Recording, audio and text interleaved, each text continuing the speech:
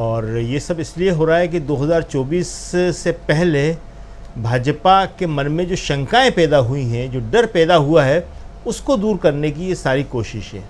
आप देखिए कि पिछले 9 साल से मोदी जी बहुत आत्मविश्वास के साथ शासन कर रहे थे। उन्हें किसी का कोई डर नहीं था, किसी की कोई चिंता नहीं थी। मगर जब से राहुल गांधी ने यात्रा की है और उसके बाद राहुल का ग्राफ जो लगातार बढ़ता चला गया है, उससे अब मोदी जी के मन में, अमित शाह जी के मन में चिंताएं उठने लगी हैं। और ये जो विपक्षी एकता है, यही वो मंत्र है जिससे वो सबसे ज़्यादा डरे हुए हैं कि अगर ये विपक्षी एकता हो गई, जो कि अब होने वाली है, पटना की मीटिंग बहुत सफल हुई, बेंगलुरु की होने वाली है, तो उससे एक नैरेटिव बनेगा। देखिए, ये लड़ाई जो है पिछले 9 साल से नैरेटिव की है, एक झूठी कहानी की है, जो बीजेपी ने और सोशल मीडिया पर व्हाट्सएप ग्रुपों ने और गोदी मीडिया ने गढ़ी है। ये 3 चीज़ें मोदी जी के पास ऐसी हैं, एक गोदी मीडिया, एक ये सोशल मीडिया और उसके व्हाट्सएप ग्रुप, और उनके सारे मंत्रियों की और बीजेपी की फौज और आईटी सेल जो मिलके राहुल के ख़िलाफ़ ये प्रचार करते थे कि राहुल तो पप्पू है। खुद राहुल ने कहा कि हज़ारों करोड़ रुपए मेरी इस छवि को बनाने के लिए खर्च किए, मगर राहुल ने एक यात्रा में वो सारी की सारी छवि को ख़त्म कर दिया।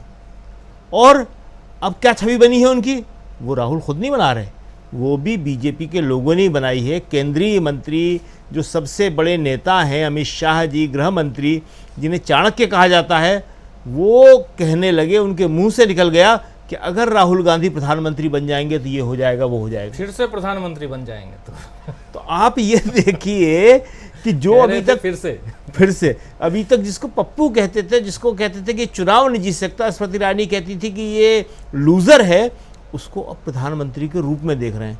एक सबसे बड़ा गोदी मीडिया का ग्रुप जो है, जो सबसे बड़ा गोदी मीडिया है, उसने सर्वे करा दिया कि प्रधानमंत्री के रूप में आप मोदी को पसंद करेंगे या राहुल गांधी को पसंद करेंगे। इसका मतलब ये हुआ कि उनके अंदर, जिसे कहते हैं कि एक मनोविज्ञान की बात होती है कि जिससे आप डरते हैं वो आपके दिमाग में लगातार चलता है, तो आज उनके दिमाग में सिवाय राहुल के और कुछ भी नहीं चल रहा है। तो उनके अंदर ये बात है कि राहुल अब सबसे बड़े नेता के रूप में उभर के सामने आ गए हैं। और देखिए, आप जो महाराष्ट्र का जिक्र कर रहे थे, तो हम एक बात बता दें कि महाराष्ट्र में अब अगले साल चुनाव होना है विधानसभा के, उससे पहले लोकसभा के होना है। उद्धव ठाकरे सबसे बड़े नेता के रूप में अपने आप वहाँ पे स्थापित हो चुके हैं। उद्धव ने जिस तरह शांत होकर राजनीति करी है, वो लोगों को पसंद आ रही है। और जो अब चुनाव होगा उसमें उद्धव एक ऐसे नेता के तौर पे सामने आएंगे कि जिनका महाराष्ट्र में अब कोई मुकाबला नहीं होगा। सारे शरद पवार और फडणवीस और बाकी सारे लोग अपने आप वहाँ पे ख़त्म हो जाएंगे। दूसरी एक सबसे बड़ी बात यह है कि कांग्रेस उनको जिस तरह सपोर्ट कर रही है, ख़ासतौर से राहुल गांधी जिस तरह सपोर्ट कर रहे हैं, वो बड़ी अच्छी बात है और बड़ी सीरियस बात है। देखिए, राहुल ने सावरकर का नाम लेना बंद कर दिया, कोई ज़रूरत नहीं थी उसकी। राहुल के पास पता नहीं कौन लोग थे जो बार बार उनसे कहते थे और करवा देते थे। सावरकर इस टाइम कहीं से भी कोई रिलेवेंस नहीं है, कोई प्रासंगिकता नहीं है उनका नाम लेने की। और जब राहुल की ये बात हुई और राहुल ने कहा कि ठीक है, तो इसलिए अब उद्धव ठाकरे, लालू, स्टालिन, राहुल गांधी, ये लोग ऐसे हैं जो मोदी को सबसे ज़्यादा परेशान करेंगे और इन्हें नहीं तोड़ा जा सकता, आप चाहे जिसको तोड़ लो। और जब ये लोग मजबूत होकर सामने आएंगे तो जनता अपने आप सामने आएगी। जनता का जो रेला जिसे कहते हैं, वो कल हम सारे लोगों ने तेलंगाना में देख लिया।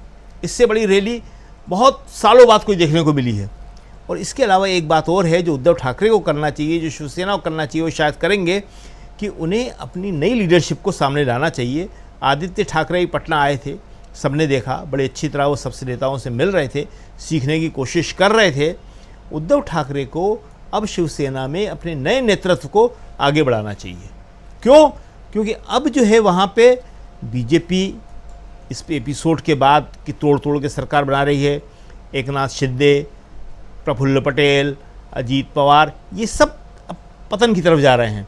तो उद्धव ठाकरे, आदित्य ठाकरे, इनका कद निश्चित रूप से वहाँ बढ़ेगा।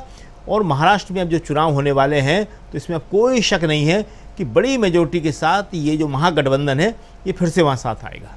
जी। महागठबंधन फिर से सामने आए और सबसे बड़ी बात कि 17 और 18 तारीख को जो बैठक होने जा रही है बेंगलुरु में, पहले जो 13 और 14 को शरद पवार ने कहा